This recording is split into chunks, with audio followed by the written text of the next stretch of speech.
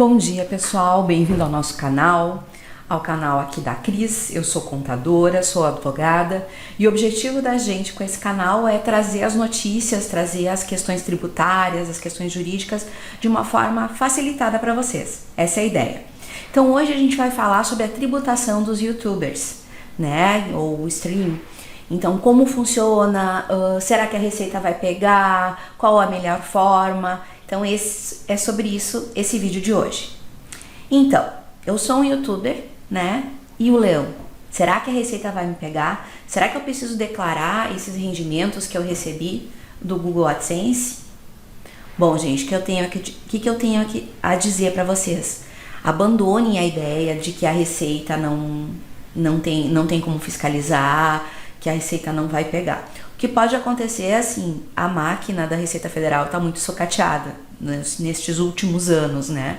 Então não tem auditores suficientes para fiscalizar tudo. Então realmente pode acontecer que vai passar o tempo, vai prescrever e você não vai ser fiscalizado, tá? Mas os vestígios, né? Os rastros do seu recebimento de rendimentos, eles estão registrados, né? Então, é ilusão pensar que não vai ter como pegar. Principalmente porque se você recebe do Google AdSense, nós estamos tendo uma operação de câmbio, né? Você vai receber em dólar e é feita uma operação de câmbio e convertido para reais. Bom, com relação à Receita Federal, tá? A Receita Federal, ela monitora, ela tem como saber direitinho o que cada uma das pessoas físicas recebe. Se esse dinheiro passar pelas instituições financeiras, pelos bancos, então através da e-financeira são informados para a Receita Federal toda a movimentação, tanto da pessoa jurídica como da pessoa física, né? Então a Receita tem a informação. E no caso do YouTuber que recebe do Google, nós temos ainda um agravante, uma situação mais verificada, que é a operação de câmbio, né? É o ingresso de divisas de outro país, que também é uma situação que chama mais atenção. Bom, se não tem como fugir do leão, se não tem mágica, se não tem nenhuma forma milagrosa, o negócio é a gente encarar de frente a questão da Receita Federal, a questão da tributação e escolher a melhor forma. Então, é muito importante você procurar um bom profissional, um profissional da sua confiança, né? E pedir que ele faça cálculos de acordo com a sua receita, de acordo com a sua situação, né? De acordo com... Aqui nesse vídeo nós vamos tratar de você receber a publicidade do Google AdSense, mas se você tem um outro infoproduto, então de acordo com o que você faz, né? E de acordo com a sua realidade. Daqui a pouco você tem um sócio, você tem empregados, então tudo fica diferente, né? Então eu sempre digo, tributação, números, né? Claro que eu sou contadora, é na ponta do lápis, é no cálculo, tá? E isso que eu fiz para vocês, eu trouxe uns cálculos. Se a situação é X, se a situação é Y, é esses valores. Para que em cima de valores se decida qual caminho seguir, né? Então, a grande pergunta é, eu comecei meu canal de brincadeira, né, como pessoa física, e agora eu consegui monetizar e tô recebendo uma graninha do Google AdSense, mas eu tô na pessoa física. Eu não posso continuar assim? Então, nós vamos trazer exemplos para vocês, vendo até quando vale a pena continuar na pessoa física, a partir de quando vale a pena ir para uma pessoa jurídica, se eu posso ou se eu não posso ser MEI. Isso que a gente vai trazer para vocês.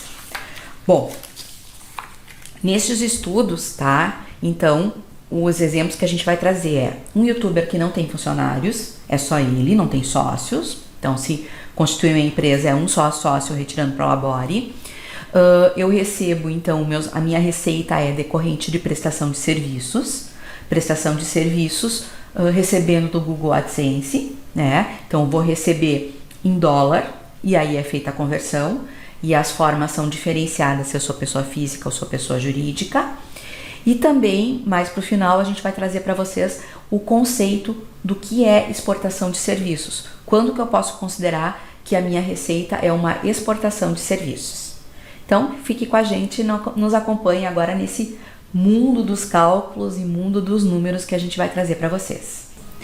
Antes da gente entrar nos cálculos, que eu vou mostrar para vocês através de slides, vou fazer um parêntese com relação ao MEI, tá? Se vocês procurarem na internet e assistirem vídeos e pessoas falando sobre a tributação do MEI, muitas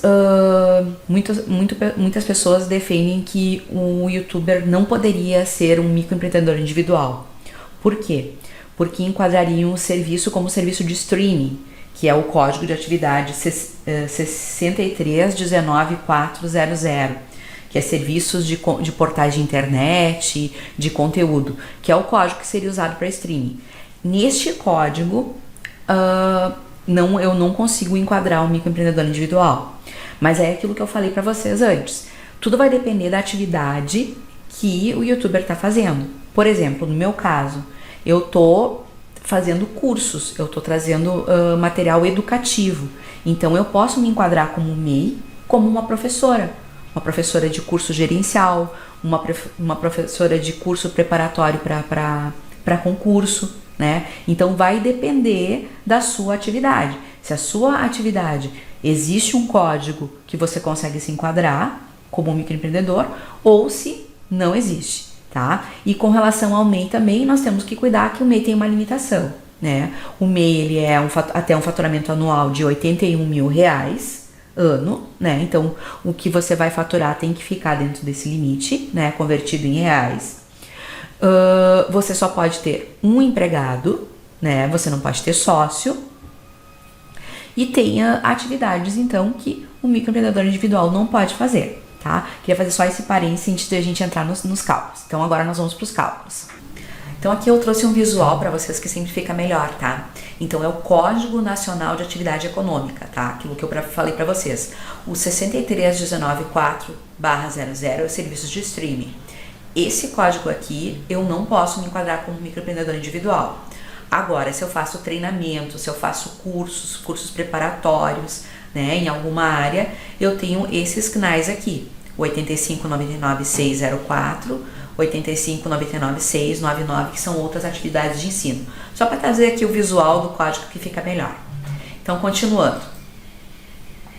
Na hora da gente calcular, é importante a gente saber que nós temos diferenças na hora de fazer a conversão, tá? Para pessoa jurídica, eu vou pegar o valor de acordo com a operação de câmbio, né, quando eu receber. Na pessoa física, eu devo pegar a cotação do dólar de compra no último dia da primeira quinzena do mês anterior ao recebimento, tá? Então, não é o dólar do dia, é o dólar do último dia da primeira quinzena do mês anterior ao recebimento. Então, eu sempre já vou ter esse dólar aqui, tá? Então, essa é a diferença na hora de converter. Bom, então aqui nós temos agora a tributação de um microempreendedor individual. Esse microempreendedor individual, então, ele vai estar recolhendo o valor que se chamaria DAS-MEI, que é o imposto como microempreendedor individual, e aqui nós estamos colocando a complementação do INSS, tá? O que é essa complementação do INSS? Eu posso optar pelo MEI e não me preocupar com a minha aposentadoria, né? Se eu não fizer a complementação do INSS, eu vou me aposentar por idade somente e eu vou receber somente um salário mínimo, tá? Se eu optei pelo sistema do MEI. Agora, se eu já tinha uma contribuição boa antes, eu tenho tempo para me aposentar, que não precisa ser por idade. Então, é necessário que eu complemente o meu recolhimento de MEI, recolhendo 15% sobre um salário mínimo ou 15% sobre a minha outra renda, se for o caso. Tá? Então, o salário mínimo 1.212 vezes 15% dá os nossos 181,80.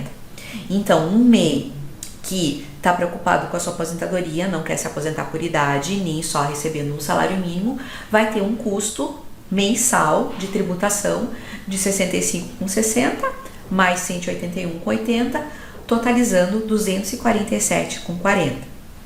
Então, nessa condição, eu posso recolher dessa forma, eu vou ter só este custo, se o meu faturamento no ano, depois de convertido em reais, não ultrapassar R$ 81 mil.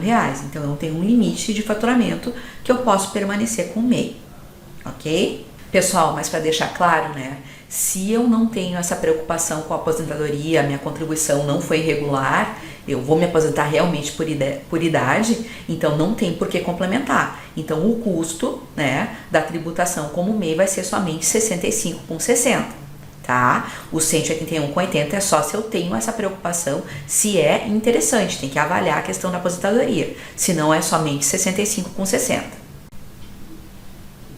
Se você mudar a sua situação atual, vamos supor, você começou como pessoa física, se cadastrou lá no YouTube como pessoa física, e agora você viu que como o MEI vai ficar mais econômico, mais em conta, e você quer alterar, né? Ok, constitui a sua empresa, o seu MEI, você vai ter um CNPJ, mas não esqueça de fazer essa alteração no YouTube. Se você não fizer a alteração, fazer essa troca de dados no seu canal, o Google AdSense vai continuar informando no seu CPF e não vai adiantar nada você ter constituído o MEI se você não trocar lá. Você precisa se alterar para pessoa física, botar o CPF, se alterar para pessoa jurídica, que pode ser MEI ou pode ser uma empresa simples nacional, colocar o CNPJ. Isso é muito importante e é isso que vai definir. Então a gente chama atenção para esse detalhe.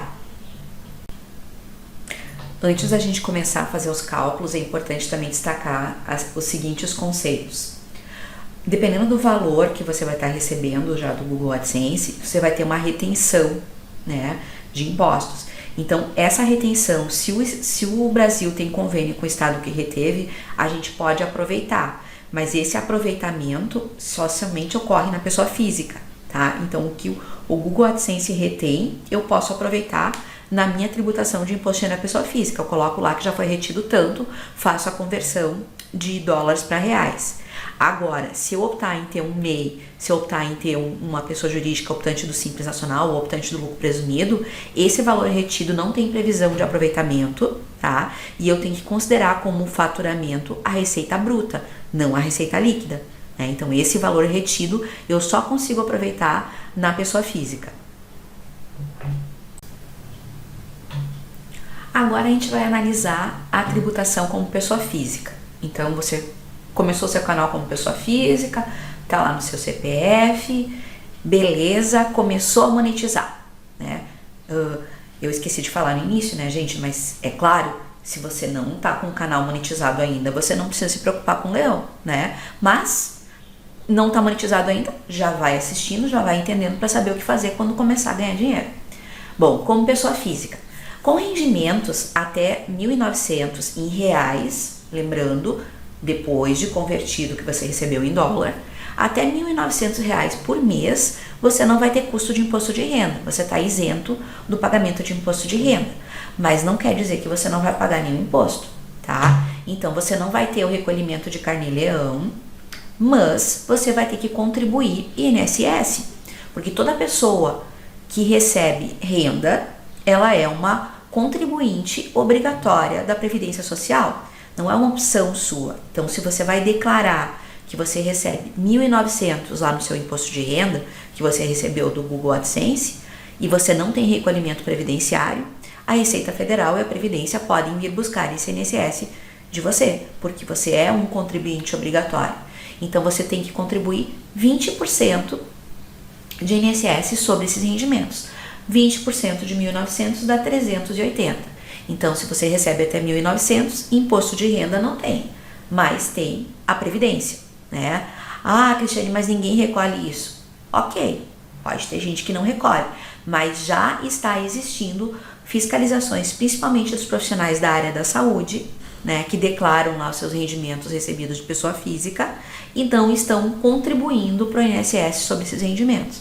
Então já tem malhas especializadas da Receita Federal cobrando esses valores de INSS, né? Então não dá para dizer que não precisa pagar, precisa recolher sim, pode que não seja fiscalizado em razão da deficiência da Receita Federal, mas é devido. Bom, então 1.900, 380 de imposto. Então vamos supor que o seu canal já tem mais visualizações, ou seja, deve estar ficando melhor, e o Google AdSense, após a conversão em reais, está te pagando mais ou menos 3.500 por mês. Agora, com esses valores, você já vai ter imposto de renda para recolher. E esse imposto de renda para recolher, a gente chama de carnê-leão. O que que isso significa? Quando eu recebo rendimentos do exterior, é equiparado como se eu recebesse rendimentos de pessoas físicas. Eu tenho que fazer esse recolhimento mensal. Eu não posso deixar para recolher o imposto somente na hora de fazer minha declaração de imposto de renda. Então, por exemplo, nós estamos em agosto. Se no mês de julho eu recebi 3.500, eu tenho que lançar no sisteminha da Receita Federal, lá no Carnê-Leão, rendimentos recebidos do exterior, colocar as coisas que eu posso deduzir se eu tiver dependentes e apurar o valor a recolher e recolher até o final de agosto, tá? Então eu tenho que recolher até o final de agosto 170,20 e mais o INSS sobre esses 13.500. 3.500 vezes 20%, R$700 de INSS. Então, se eu sou uma pessoa física e recebo 3.500 por mês, eu tenho uma despesa tributária de 870,20. Já começou a ficar salgado. Bom, rendimentos como pessoa física até R$6.000 mês, né? Um valor de R$6.000 mês. Né? Aqui, então, eu já tenho um faturamento maior como youtuber. Então, a mordida, tanto da Previdência quanto da Receita Federal, do Leão, vai ser maior. Nessa questão agora, quando eu tô chegando perto de 6.000, com valores maiores, eu tenho que comentar mais uma coisa com vocês, que é o teto da contribuição de INSS. Eu não vou pagar 20% sem nenhum limite, todo o valor que eu receber vou pagar 20%. Não, eu vou pagar 20% até o teto da contribuição do INSS, que é o valor de R$ 7.087,22, que também é o valor mais alto que eu posso receber do INSS. Esse é o teto. Então, a minha contribuição não vai ultrapassar de 20% do teto, que vai dar R$ 1.417,44. Tá? Então, a minha contribuição pro INSS ela tem um limite até o teto. Bom, recebendo R$6.000, eu vou ter imposto de renda para recolher na forma do Carnê-Leão, que eu tenho que apurar mensalmente, no valor de R$ 780,64, mais 20% sobre os meus 6.000 de INSS para recolher. Não atingi o teto, tá? Então eu tenho que recolher 1.200. Então, neste caso, como pessoa física, eu vou ter um recolhimento de 1.980,64 de despesas tributárias como pessoa física. Vocês começam a ver que começa a ficar muito dolorido e aí a gente tem que verificar se uma outra situação não fica melhor. Não se preocupem que no final eu vou trazer uma tabelinha fazendo um comparativo para vocês como MEI, como pessoa física e como pessoa jurídica. Vamos continuar aqui nos cálculos. Agora a gente vai entrar na tributação de pessoa jurídica, tá? Não MEI. Então vai ser ou uma empresa optante do Simples Nacional ou uma empresa optante do lucro presumido. Lucro real a gente não vai trazer, porque geralmente prestação de serviço fica mais onerosa na questão do lucro real. Então numa pessoa jurídica, tá? Quando eu não sou um microempreendedor individual e eu não sou uma pessoa física, tem mais detalhes, tem mais coisas. Primeira coisa, para uma pessoa jurídica você vai ter que ter um contador, né? Então vai precisar ter um contador, vai ter despesas com certificado digital, vai ter questão de emissão de nota, então são detalhes que surgem. Outra questão também, vou ter um sócio, ou só eu, quero manter a minha contribuição mais elevada porque eu já tinha uma boa contribuição, eu não quero contribuir só sobre um salário mínimo, né? Então, como eu falei para vocês, cada caso é um caso. Esse exemplo que eu vou trazer para vocês é um prolabore de um salário mínimo. O sócio vai tirar um salário mínimo, vai contribuir com o INSS por um salário mínimo e o restante ele vai tirar como distribuição de lucro, que até neste momento ainda é isento de imposto de renda e isento de INSS, né? Mas sempre tem que considerar o caso em questão. Se eu vou ter uma contribuição maior, porque eu quero me aposentar, eu tive rendas anteriores maiores, eu não quero baixar minha média de contribuição, já vai ter alteração no cálculo. Então, por isso que eu digo, sempre tem que pegar um contador e fazer o cálculo com a tua situação, com os teus dados atuais, com as tuas peculiaridades. A gente não consegue, em termos de exemplo, trazer tudo. Mas vamos lá para o cálculo, então, das pessoas jurídicas. Então, pessoa jurídica, vamos optar pelo Simples Nacional, que nas primeiras faixas, nas faixas iniciais, o Simples Nacional geralmente é a opção mais vantajosa, né? Mas como eu disse, sempre temos que observar. Então, um faturamento de R$6.000 por mês, empresa optante do Simples Nacional. O que a gente vai ter de impostos? A gente vai ter, então, o Simples Nacional, a DAS, para recolher, equivalente a 6% do faturamento, então R$6.000 vezes 6%, 360, mais 11% sobre um salário mínimo. Por que 11%? No Simples Nacional, tá? ao invés de eu recolher 20% sobre os meus rendimentos, eu recolho só 11%. Esse é um benefício também do Simples Nacional, que não tem a parte de onerar a folha de pagamento e prolabores. Então, por isso que a contribuição ao INSS no Simples Nacional é menor, como também tem um grande benefício em relação a empregado, se eu tiver. Tá? Então, em vez de 20%, fica só 11% de um salário mínimo. Então, para um faturamento de R$6.000, eu vou ter um total de tributos de R$ 493,32. Aí eu elaborei uma tabela para vocês, para a gente comparar, para não ficar monótono, para vocês olharem, assim, analisando como a gente fez com os exemplos de MEI e pessoa física, né? Então, aqui, o nosso primeiro exemplo, até R$1.900, então, considerando R$1.900. O MEI que complementar o recolhimento de INSS, então, recolher os 15% de INSS, vai ter R$247,40. Se eu for uma pessoa física, eu vou pagar 380, que é, no caso, somente 20% de INSS sobre os meus rendimentos, porque eu não tenho imposto de renda. E se eu for uma pessoa jurídica, Simples Nacional, eu vou pagar 6% de 1.900, que é o Simples Nacional, mais 11% de um salário mínimo, que vai dar 347,32. Então, até 1.900, se eu puder ser MEI, vale a pena ser MEI. Né?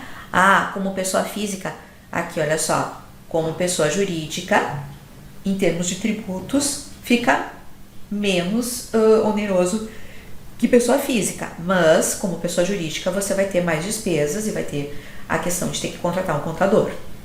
Então vamos para o valor de 3.500. 3.500, se a minha atividade permitir, eu posso ser MEI. No MEI, a minha tributação é fixa, independentemente do meu faturamento. Então, vai fechar 247,40 se eu estiver complementando o INSS, né? Na pessoa física, com 3.500, eu passo a ter que recolher carnê-leão, como a gente viu nos exemplos anteriores. E eu tenho que recolher INSS sobre 3.500 de 20%, que totaliza 870,20. Se eu constituir uma empresa optante do Simples Nacional, eu vou pagar 6% de Simples Nacional sobre 3.500. Meu prolabore é só um salário mínimo, eu vou pagar 11% sobre um salário mínimo, que vai dar 343,32. Aqui vocês podem ver, subindo o faturamento, a pessoa jurídica vai ficando bem mais vantajosa que a pessoa física, né? Mesmo que, então, aqui eu vou ter uma despesa com contador, né? Subo mais um pouquinho, então, um rendimento de R$6.000. R$6.000 ainda pode ser MEI, né? O MEI eu posso ir até 6.750 mês, que eu não ultrapasso os R$81.000, que é o limite anual. Lembrando, valores sempre em reais. Pega dólar e converte de acordo com as regras de pessoa jurídica e de pessoa física, né? Você não pode trabalhar com valor em dólar que você vai receber. Tem que ser em reais, que sempre vai dar, de acordo, em razão da nossa taxa de câmbio, sempre vai dar mais. Então, MEI fica igual, né? É um recolhimento fixo.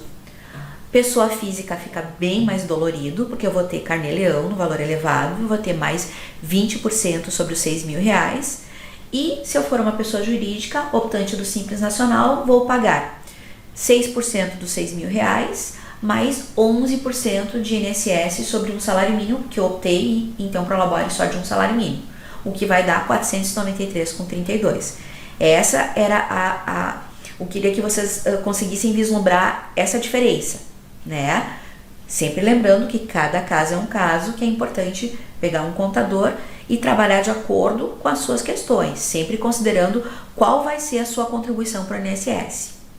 Pessoal, agora a gente vai atrás dos youtubers mais gordinhos. Até botei esse gif aqui na nossa página na internet, onde eu estou escrevendo o artigo disso que a gente está gravando, né? Então, vamos comparar agora Simples Nacional e lucro presumido, tá? Faturamentos maiores. Faturamentos menores, o Simples Nacional sempre vai sair mais em conta. Mas então vamos olhar com faturamentos maiores. Vamos tratar de youtubers que o leão vai ter mais vontade de procurar eles para dar uma mordida. Então vamos lá. Uma empresa com faturamento de R$15.000, tá? No Simples Nacional nós vamos ter 6% de tributação, então 900, mais um INSS de 11% sobre um salário mínimo, vai fechar 1.033,32. No lucro presumido nós vamos ter um prolabore de 31%, porque eu vou ter os 11% que eu pago já no Simples Nacional, mais 20% de encargos previdenciários, certo? Então eu vou ter 375,72. Mais os impostos federais, que vai ser COFINS, PIS, Imposto de Renda e Contribuição Social, que vão totalizar 1.339,50. Mais o ISS de R$300, estou considerando o ISS de 2%. Então, os 15 mil vão dar uma tributação de 2.015,22. Então, Simples Nacional 1.033, lucro presumido 2.015,22.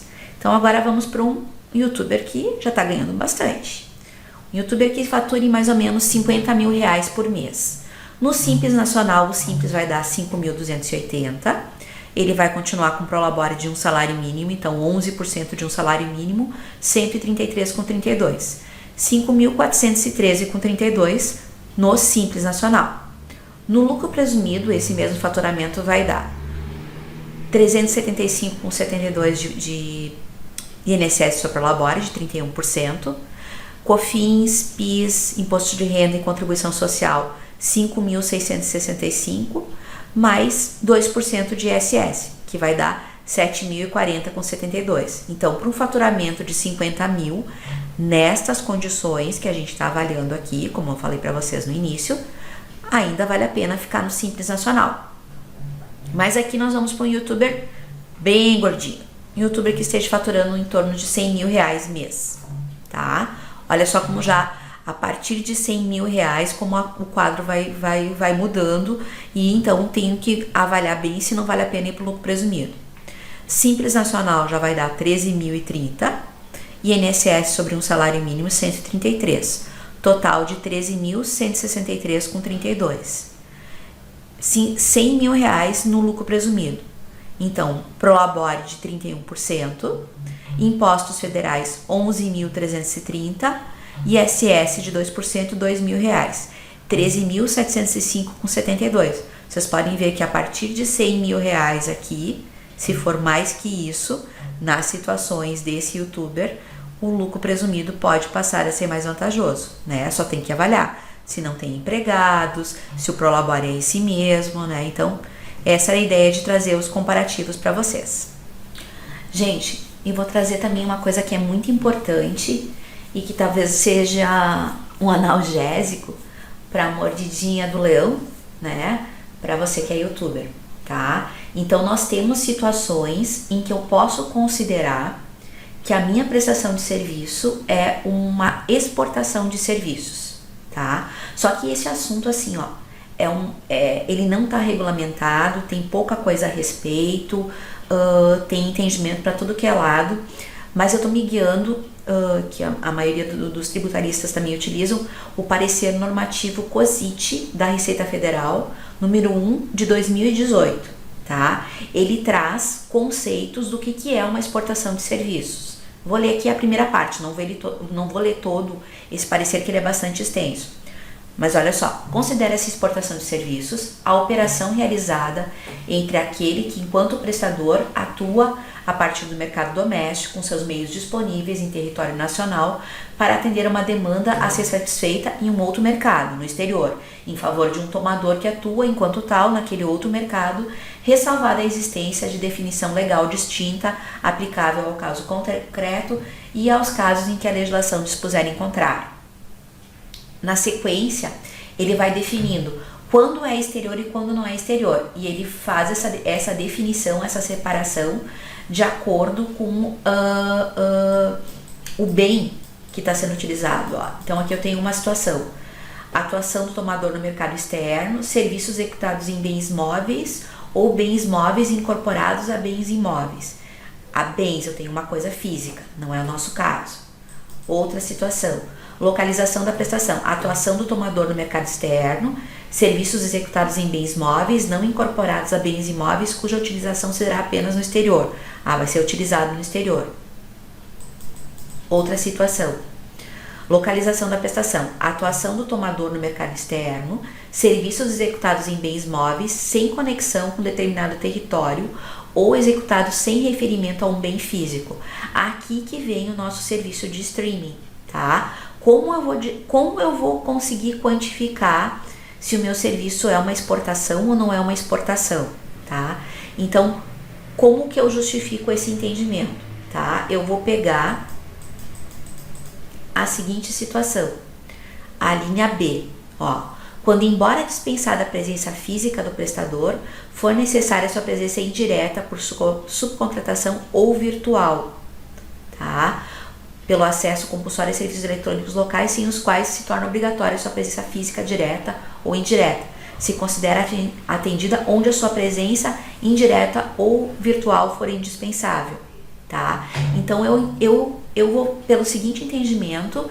E assim, aconselho vocês a se seguirem esse entendimento de fazerem cópias, depois eu vou mostrar pra vocês, do painel do YouTube, tá? Então assim, quando eu tô gravando aqui no Brasil, eu gravo meus vídeos aqui no Brasil, mas eu tenho um público que me assiste no exterior, então eu tenho a minha presença virtual no exterior.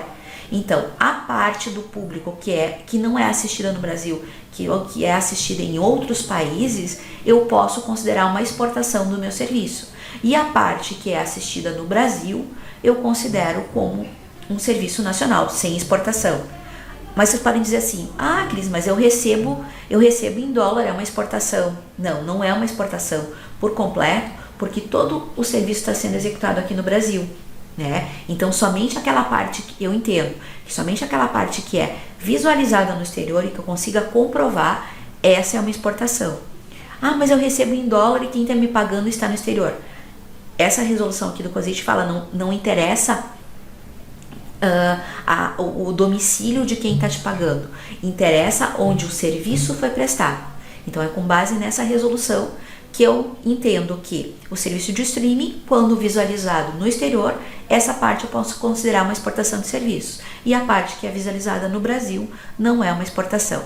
Eu vou trazer para vocês aqui o painel do YouTube, onde a gente pode pegar esses dados. Eu vou mostrar para vocês aqui no nosso painel mesmo, no painel aqui do nosso canal. Tá? O nosso canal recém começou, tá, gente? Então não sou uma youtuber gordinha ainda, viu? Então, onde entra para pegar e aí você faça um print dessa tela para ter uma comprovação, caso você seja fiscalizado pela Receita Federal. Então você vai entrar no seu canal, vai aqui em gerenciar vídeos, estatísticas, público, tá? Aí você desce aqui um pouquinho, vai estar aqui, locais mais acessados, ver mais. Aí aqui vai aparecer. Aí você coloca o filtro, por exemplo, vamos colocar aqui então a julho. Coloca direitinho o mês, que você vai tributar, sempre mês civil, né? Então aqui vai aparecer quantos por cento é do Brasil e quantos por cento são de outros países. No meu caso aqui é Brasil, mas aqui com esses dados você define que a receita daquele mês, uma parte é exportação de serviços e outra parte é serviço nacional, ok? Pessoal, era isso que a gente se propôs a apresentar para vocês hoje, para não ficar tão extenso assim. Então, lembrando, se inscreva no nosso canal, baixe o aplicativo no seu celular. Se você tiver inscrito, vai receber as notificações, né? Ative para receber essas notificações. Acompanhe a gente, que a gente vai estar sempre trazendo novidades e as coisas de uma forma facilitada, né? Para que você, empresário, consiga entender, né? Se achar um pouco mais nesse complexo mundo da tributação que é o nosso país, que é o Brasil. Então tá, gente, um abração e até a próxima.